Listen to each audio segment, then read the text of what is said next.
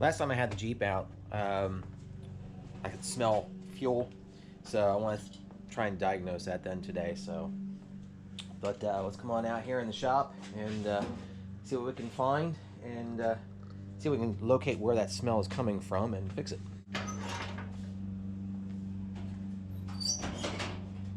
Not sure if the smell was coming from under the hood or at the gas tank area or just out of the gas cap. So, figure I'll take a look around. I can't imagine that it'd be coming from the air filter assembly.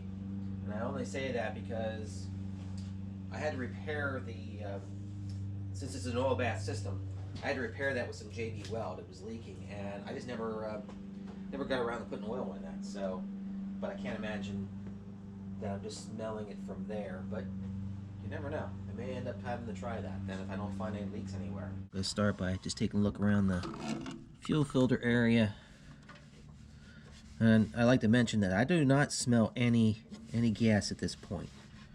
It seems like it's only after I've been running a little bit, so it's leading me to believe that it's either directly with the carburetor or that it's something to do with that fuel tank, since you know you literally sit on the top of the fuel tank in these things. I'm really not seeing any visible signs of anything that has been leaking before. I think what my next test is going to end up being, I think I'm going to slosh this around a little bit and then see if I can get that to smell. The first thing I'm doing is just going around the tank, make sure there's no wet spots, and again, I don't smell any fuel, even near the cap. I'm using the old sniffometer here, and I'm not picking up anything. So what I'm going to do is I'm going to slosh it around a little bit.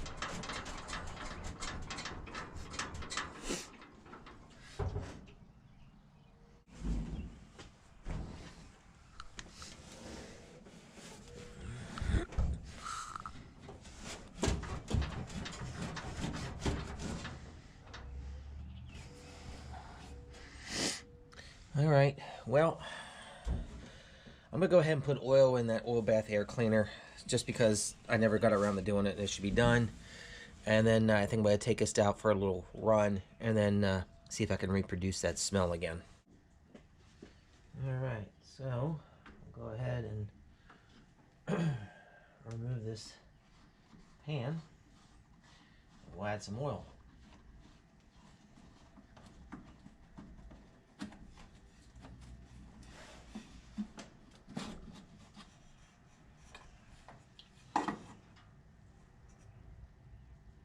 Interesting.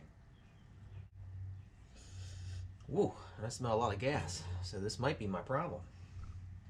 This might actually be my problem.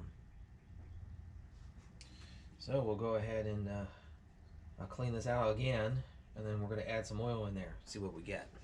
So here you can see the underside of this pan, and this was a previous repair over here, and the one at the top was my most recent repair. So hopefully that is going to seal. You can see the inside. That was the previous repair. So now I got it wiped out. We're going to go ahead and add oil. And I'm going to check it for a little bit. I'm going to let it sit before I put it back in the Jeep and just see if it leaks anything.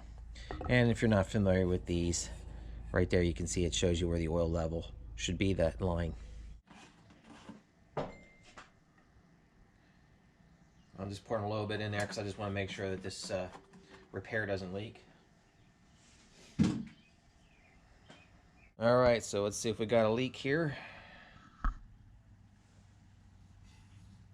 Well, both areas seem to be dry. I don't know how well you can see that, it's pretty dark. But I'm not feeling anything, so I'm going to take that as good. Finish filling that up to the oil level line. And then we'll reinstall.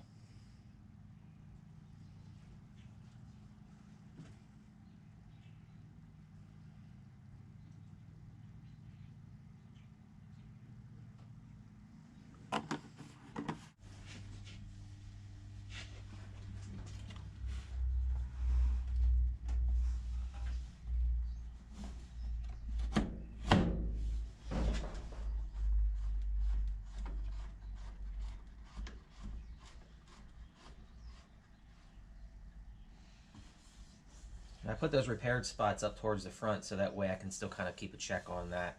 And also, if they do drip, they're not going to be running down my starter or onto my solenoid or anything like that.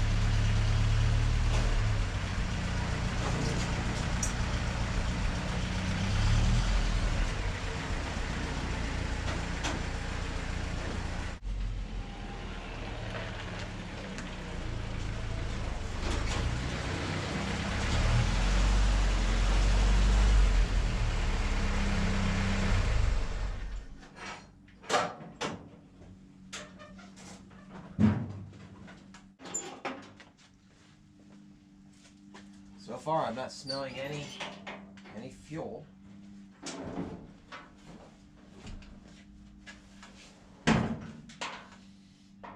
Nothing. Just a nice warm engine. And no oil. Well, I think that solved the fuel smell problem. But leads me to wonder, though, why was I getting so much gas into that canister assembly? Is this carburetor? Is there some issue that's going on there? But driving it down the road, everything works fine. So I'm kind of at a spot right now where I don't know if I want to mess with it any further. I got the smell stopped, so I don't have a leak, so I don't have a fire hazard. So I think I'm just gonna be happy with that. But I got other issues I want to try and figure out. The speedometer is not working. I know the gauge itself works. I've disconnected the cable and watched it. It'll spin and then stop spinning and then it'll spin. So I think there's an engagement issue at the transmission side. So I may end up looking at that. So I'll show you what's going on down here. Here you can see the speedometer cable. Now it is a bit loose, but it does actually have full engagement in there. So I'm not sure exactly what's going on. I can't get this any tighter because of that nut that's up on the top. This was something I had to kind of rig up here. So I'm going to have to mess with that a little bit more. But actually what I wound up doing here was I got the overdrive reconnected. And this cable, which I'll show you from above then, I don't know if it was originally set up to this or not, but I wound up running it down through, got a zip tie holding it up against the transmission so it doesn't hit the front drive shaft. You can see things are really wet down in here. Took it out on the road and actually it works. So that was pretty cool. I only got to do one quick trip with it. I didn't have the camera on, and then it started to rain. So unfortunately I won't be able to do a ride along showing you doing that. But in a future video, I'll use the overdrive so you can see it. This is a Borg-Warner unit. I don't know a lot about this. I do know this is a solenoid. There's a switch here and there's a switch on the opposite side. I did look at some wiring diagrams, so I'm trying to get a better sense of how this works. But I can manually shift it in and out, so I feel pretty cool about that. So something I'm going to play with a little bit more. With the overdrive, with that cable connected, this is what I actually used. and it may have originally been used for PTO. I don't know, but cable was originally coiled up underneath the hood. So I wound up running it back to the transmission like I showed you, and with it pulled out, it's disengaged. So I have to actually push it in to engage it. And what problem I have is, as you can see, it moves pretty hard. It moves, but it's pretty hard.